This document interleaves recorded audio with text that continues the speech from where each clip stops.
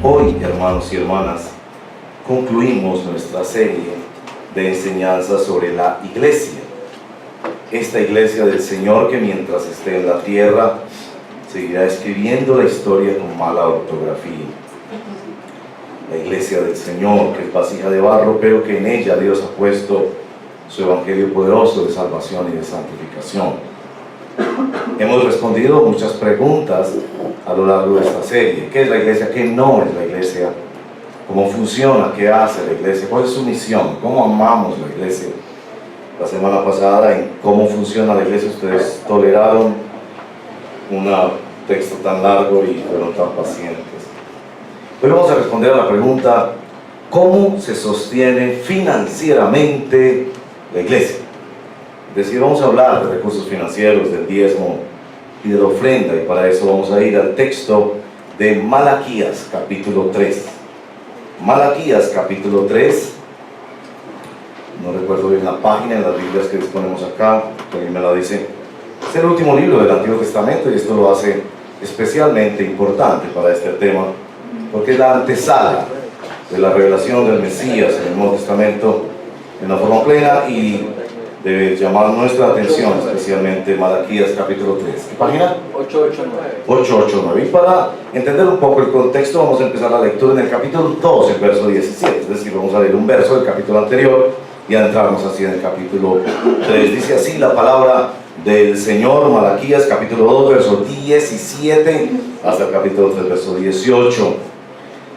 Dice el Señor: ustedes han cansado al Señor con sus palabras y encima preguntan: ¿en qué lo hemos cansado? En que dicen: todo el que hace lo malo agrada al Señor y Él se complace con ellos, y murmuran: ¿dónde está el Dios de justicia? Capítulo 3, verso 1. El Señor Todopoderoso responde: yo estoy por enviar a mi mensajero para que prepare el camino delante de mí. De pronto vendrá a su templo el Señor, a quien ustedes buscan. Vendrá el mensajero del pacto, en quien ustedes se complacen. Pero ¿quién podrá soportar el día de su venida? ¿Quién podrá mantenerse en pie cuando Él aparezca? Porque será como fuego de fundidor y lejía de lavandero. Se sentará como fundidor y purificador de plata. Purificará a los levitas y los refinará como se refina el oro y la plata. Entonces traerán al Señor ofrendas conforme a la justicia, y las ofrendas de Judá y Jerusalén serán aceptables al Señor, como en los tiempos antiguos, como en años pasados. De modo que me acercaré a ustedes para juicio. Estaré presto a testificar contra los hechiceros, los adúlteros, los perjuros, contra los que explotan a sus asalariados, contra los que oprimen a las viudas y a los huérfanos, y niegan el derecho del extranjero, sin mostrarme ningún temor, dice el Señor Todopoderoso. Yo, el Señor, no cambio. Por eso ustedes, descendientes de Jacob, no han sido exterminados. Desde la época de sus antepasados se han apartado de mis preceptos y no los han guardado. Vuélvanse a mí y yo me volveré a ustedes, dice el Señor Todopoderoso. Pero ustedes replican: ¿en qué sentido tenemos que volvernos?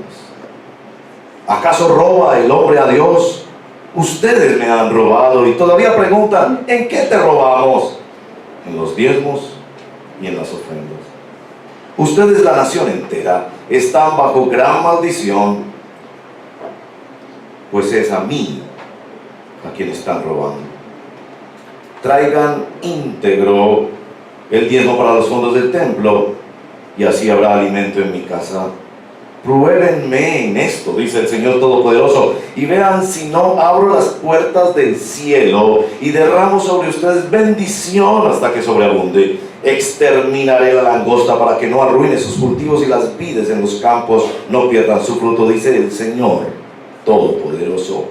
Entonces todas las naciones los llamarán a ustedes dichosos, porque ustedes tendrán una nación encantadora, dice el Señor Todopoderoso. Ustedes profieren insolencias contra mí, dice el Señor, y encima preguntan: ¿qué insolencias hemos dicho contra ti? ustedes han dicho, servir a Dios no vale la pena. ¿Qué ganamos con cumplir sus mandatos y vestirnos de luto delante del Señor Todopoderoso si nos toca llamar dichosos a los soberbios? Y los que hacen lo malo no solo prosperan, sino que incluso desafían a Dios y se salen con la suya. Los que temían al Señor hablaron entre sí, y Él los escuchó y les prestó atención. Entonces se escribió en su presencia un libro de memorias de aquellos que temen al Señor y honran su nombre. El día que yo actúe, ellos serán mi propiedad exclusiva, dice el Señor Todopoderoso. Tendré compasión de ellos como se compadece un hombre del hijo que les sirve. Y ustedes volverán a distinguir entre los buenos y los malos, entre los que sirven a Dios y los que no le sirven. Esta es la palabra del Señor. Bueno, Señor, gracias por esta palabra que nos confronta tanto. Ninguno de los que estamos aquí podría jamás decir que te ha dado lo que tú mereces. Todos nosotros somos profundamente confrontados por robar lo que es tuyo, por no probarte en esto, por no temerte en mantenernos en el pacto de la gracia. Ten misericordia de nosotros, Señor, hoy, por favor. Regrésanos al mensajero del pacto de la gracia de nuestro Señor Jesucristo. Haz que nos volvamos hoy a ti. Déjanos en nuestra generación conocer un avivamiento, como en otros momentos de la historia, de hombres y mujeres entregados de verdad a ti.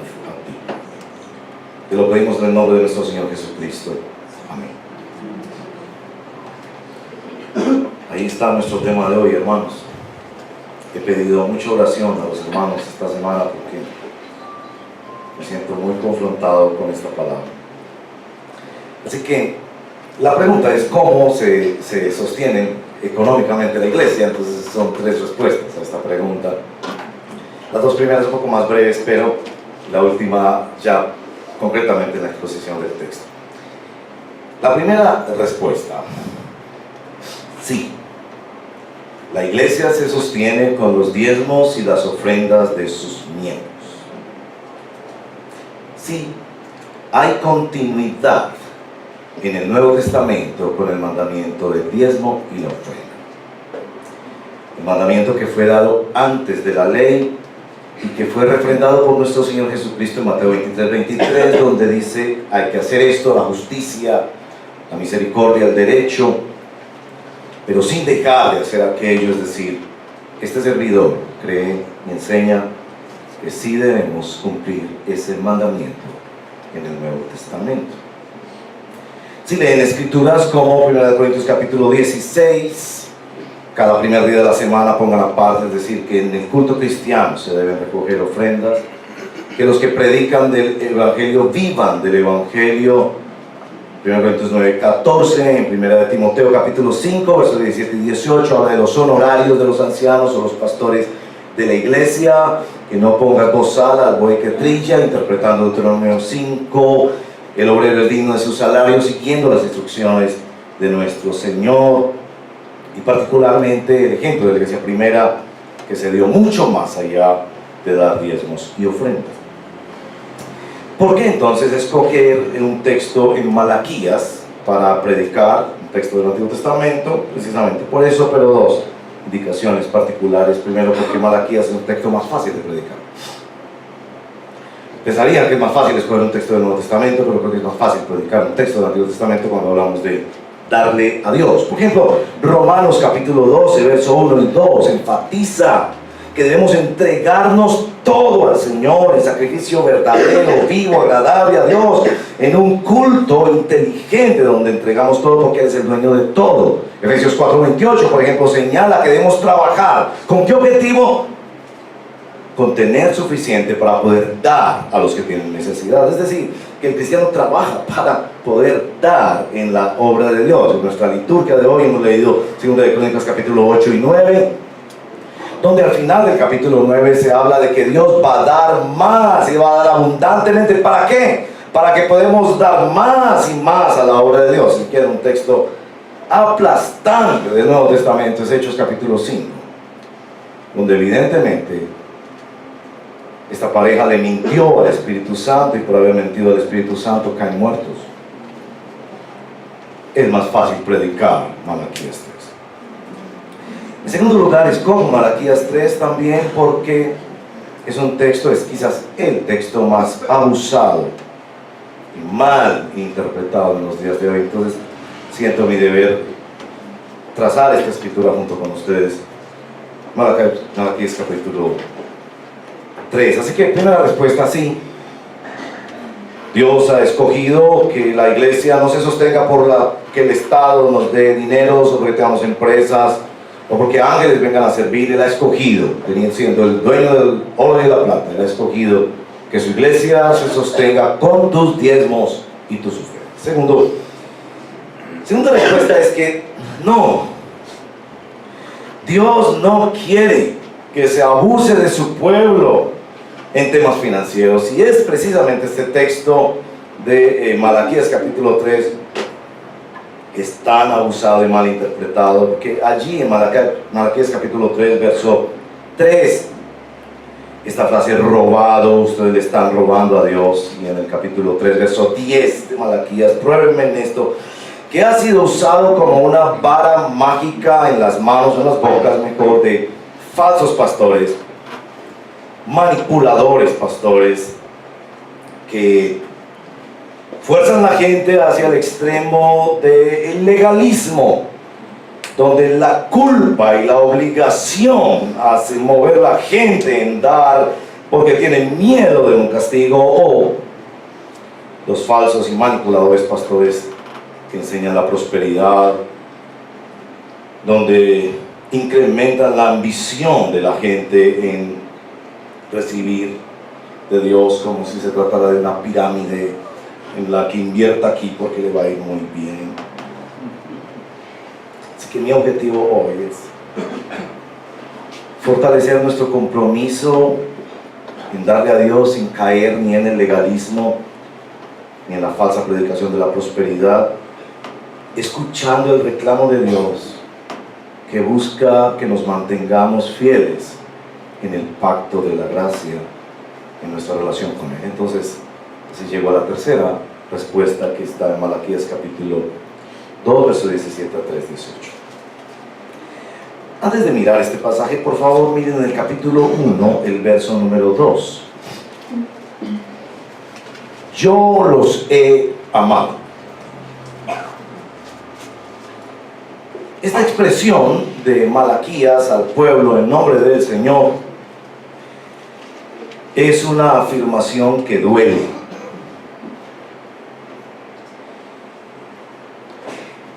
¿Por qué duele? Porque el pueblo lo interpreta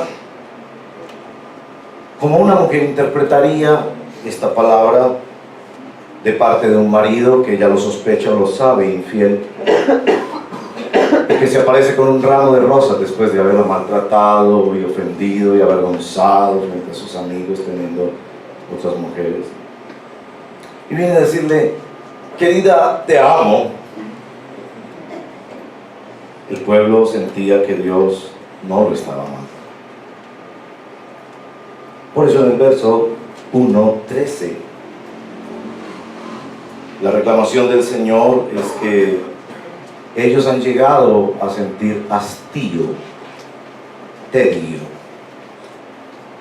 desdén hacia la relación con Dios.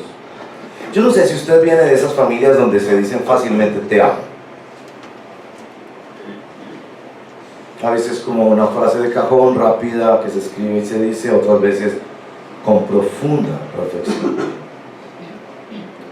El pueblo está incorporando en su confesión de fe profunda frustración. Para los que están queriendo y deseo que todos estudiar más y más la Biblia, es tan importante para nuestra fe. De ella depende todo. Si miran el verso 17 del capítulo 2 y en el capítulo 3, los versos 13 al 15, van a darse cuenta que el texto está escrito en medio de los reclamos del Señor por las palabras y las confesiones que ellos hacen sobre una fe que en su opinión no está funcionando. Verso 17, el Señor les reclama que ellos lo han cansado con palabras que ellos dicen. ¿Cuáles son esas palabras? Verso 17, todo el que hace lo malo agrada al Señor y Él se complace con ellos, y murmuran, ¿dónde está el Dios de justicia? Es decir, esta es gente que está diciendo, no vale la pena seguir en esto. Parece que a los que ofenden a Dios les va mejor que a nosotros. Y en el capítulo 3, verso 13, ustedes profieren insolencias contra mí. Preguntan, ¿qué insolencias? Y el Señor se las dice. Ustedes han dicho, servir a Dios no vale la pena.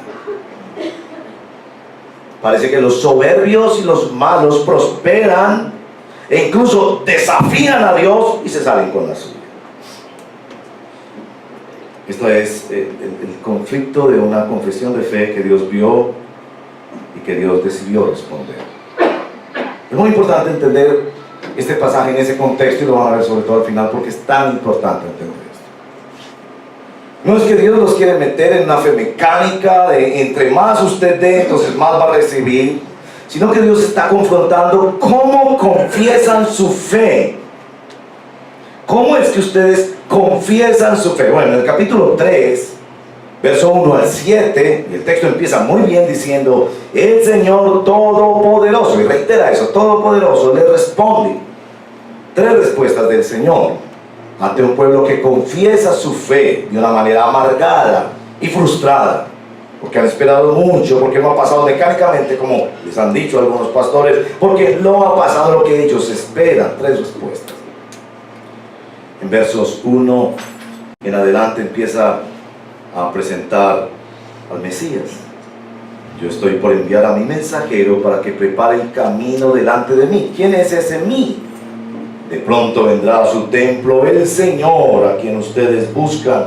Vendrá el mensajero del pacto en quien ustedes se complacen. Sin duda, los estudiosos han leído capítulo 1 de Marcos, señalando que aquí está hablando nada más y nada menos que de Juan Bautista, que ha preparado el camino del Señor, que ha venido el mensajero del pacto a señalar que hay salvación en Dios. Verso 1 en particular señala esto, que el que viene es el Señor. Esa es la respuesta del Señor. O sea, ante un pueblo que murmura y que cree que su fe no está funcionando, la respuesta del Señor es señalar proféticamente al Mesías. El Mesías vendrá. Ahora, verso 2 al verso 5 es el tratamiento que hará ese Mesías, un tratamiento que evidentemente no queremos, porque el problema no está en Dios, el problema está en nosotros. Y si hay algo que el Evangelio tiene que mostrar, que el problema no está en Dios, o en la religión, o en la iglesia, el problema está en ti, mi amigo. Es tú el que tiene un problema, es tú el que ha sido infiel. Aun si diéramos el 10% de nuestros ingresos, deberíamos tener vergüenza de quedarnos con el 90% para nosotros. Y el tratamiento del Mesías es el tratamiento del refinador de metales y del lavador y el purificador. No queremos ese tratamiento porque será duro y vergonzoso para nosotros el tratamiento del Señor. El verso 6 deja claro que los que tenemos que cambiar somos nosotros. Yo, el Señor, no cambio. Por eso ustedes no han sido exterminados. Ustedes son los que se han apartado, verso 7, de mis preceptos y no los han guardado. Y era claro que después de haber regresado del exilio, el pueblo había desatendido sus obligaciones para con Dios. Y el llamado entonces es no solo que vendrá el Mesías, que el Mesías tratará con ellos, sino que el gran mensaje del Mesías es el mensaje de la conversión. Vuélvanse y yo me volveré, yo no cambio. Yo los amo. El problema porque esta relación no funciona, no está en Dios, está en ustedes, dice el Señor, y ustedes deben volverse al Señor. Vuélvanse al Señor. Así que la primera respuesta del Señor es: chequen cómo están confesando su fe. La respuesta del Señor es un Mesías que viene con juicio y ante cuya la única esperanza que tenemos es la conversión. Pero ¿cómo se ve esta conversión en nuestro pasaje? Noten que ellos en el verso número 7 replican como replican 7 veces en todo el capítulo. ¿Y en qué? ¿Y en qué? ¿Y en qué? Como personas que han sido cogidas en el pecado y todavía preguntan y tienen el sarcasmo de preguntar: ¿y en qué? ¿Y en qué? ¿Y en qué debemos volver? Y verso 8, el Señor, ahí justo en el centro de este texto, señala el asunto de las ofrendas. Seamos francos, el corazón está en el bolsillo. Si yo quiero saber qué valores tiene una persona, qué es importante para una persona, mire cómo invierte su dinero. Y cómo invierte su dinero, así vas a saber cómo está su corazón. Pero claro, el profeta no quiere que caigan ni en el extremo del legalismo, de hacer estas cosas por miedo, por obligación, por temor al castigo, ni en el extremo de tratar de manipular a Dios pensando que esto es una pirámide económica donde le damos a Dios y entonces ya Dios queda obligado. Con eso él era precisamente eso lo que fallaba en su fe. Ellos pensaban que se habían acercado a un Dios mecánico que castiga por el mal y que premia por el bien, porque eso sería un evangelio basado en las obras. ¿Qué es lo que Él quiere hacer con ellos aquí? No quiere que caigan en el extremo de vivir bajo el miedo al castigo, ni vivir presos también de la ambición al dinero, sino que estén atenidos a que lo importante es cómo estas ofrendas muestran nuestra carencia de fe y arrepentimiento, y cómo estas ofrendas nos permiten mantenernos en el pacto de la gracia con Dios como centro, no como nosotros, como centro, porque tanto en el legalismo como en la prosperidad el centro es el ser humano, que tiene miedo al castigo, que tiene ambición de prosperidad, cuando el centro es Dios. Tal vez unos ejemplos nos ayudan a entender esto mejor.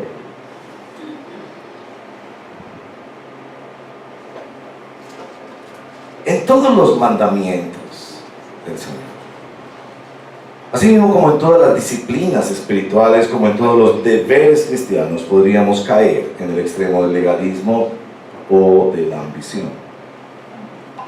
Un ejemplo que me ayuda a entender está este mandamiento de honrar a nuestros padres. ¿Por qué he de honrar yo a mis padres?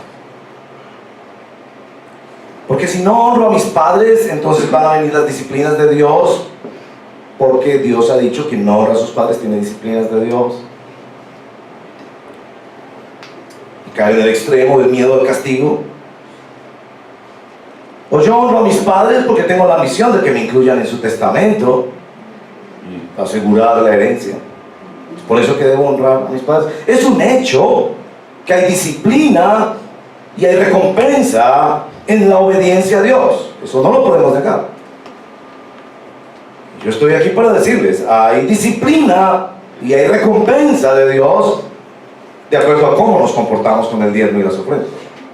Pero es por eso que Dios quiere que nosotros practiquemos esta disciplina del diezmo y de la ofrenda. Yo he de honrar a mis padres porque los amo, porque quiero mantener una relación con ellos. Y no voy a estar contando si esta semana los visité, qué va a pasar la siguiente semana, si me va a ir bien o me va a ir mal porque no los visité, sino porque quiero mantenerme en esa relación. Tal vez un texto de la Escritura les va a ayudar mucho más a entender esto. Si puede ir en su Biblia, venga conmigo a Éxodo, capítulo 20. Éxodo, capítulo 20, verso 6. Ahí mismo en los 10 mandamientos. Una de las luchas que tuve esta semana tratando de interpretar apropiadamente este texto tenía que ver con el tema de: ¿es el amor de Dios condicional? Decimos en las canciones que el amor de Dios es incondicional, y seguro que lo es, pero algunos textos de la Biblia nos dejan la impresión de que el amor de Dios es condicional. Es decir, que si haces esto, Dios te va a amar y te va a mostrar su amor. ¿Cómo interpretamos esos textos? Y así, si no diezmas y ofrendas, Dios te va a disciplinar. Me han robado, dice. Si diezmas y ofrendas, pruébame en esto, dice. ¿Es el amor de Dios condicional? Hay varios textos en la Escritura, la verdad, chequeé muchos textos. Quiero citar en particular dos de ellos. En Éxodo capítulo 20, verso 6. No te inclines, verso 6. Por el contrario, cuando me aman y cumplen mis mandamientos, escuche esto, les muestro mi amor por mi generación. ¿Es el amor de Dios condicional? ¿Te sientes vacío de amor? ¿Sientes que Dios no te ama? ¿Que te está yendo mal? Y el texto dice, cuando me aman y cumplen mis mandamientos, les muestro mi amor por mi generación. Vengan conmigo a otro texto, por favor, en el Evangelio de Juan, en el capítulo número 14. Juan 14. Para que vean que no es Antiguo Testamento. Muchos piensan que el Evangelio y el Antiguo Testamento es distinto del Nuevo Testamento. No es así. Capítulo 14 de Juan, verso 15. Si ustedes me aman, obedecerán mis mandamientos. Después del verso 21. ¿Quién es el que me ama? El que hace suyos mis mandamientos y los obedece. Y el que me ama, mi Padre lo amará, y yo también lo amaré y me manifestaré a él. El punto, mis hermanos queridos, no es que el amor de Dios sea condicional, sino que nuestra experiencia del amor de Dios y nuestra permanencia del amor de Dios sí es condicional a nuestra obediencia a los mandamientos del Señor. Noten que Éxodo 26 dice, al que me ama y me obedece, yo le mostraré mi amor. Tal vez un ejemplo les ayuda. Si mis hijos me piden prestado el carrito que tenemos y ellos lo estrellan,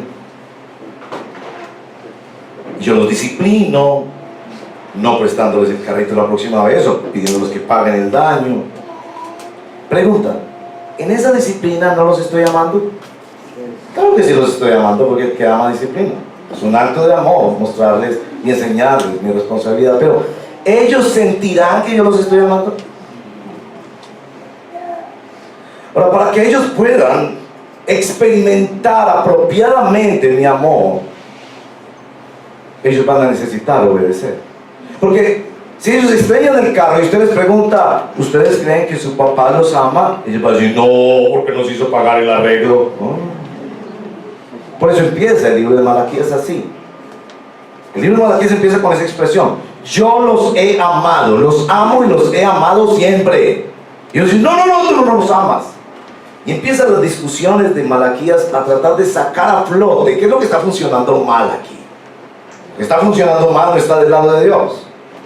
Dios no cambia. Lo que está funcionando mal está del lado de ellos. Este es el punto, hermanos y hermanas.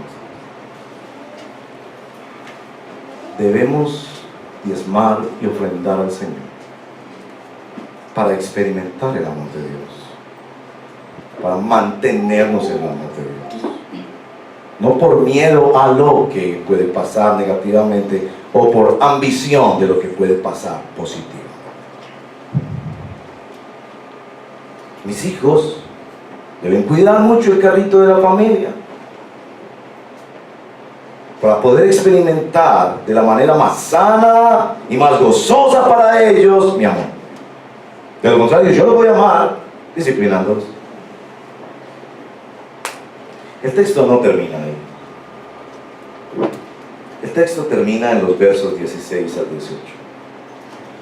Los versos 16 al 18, mis amados hermanos, describen lo que yo quiero llamar así. Yo creo que los versos 16 y 18 describen un avivamiento.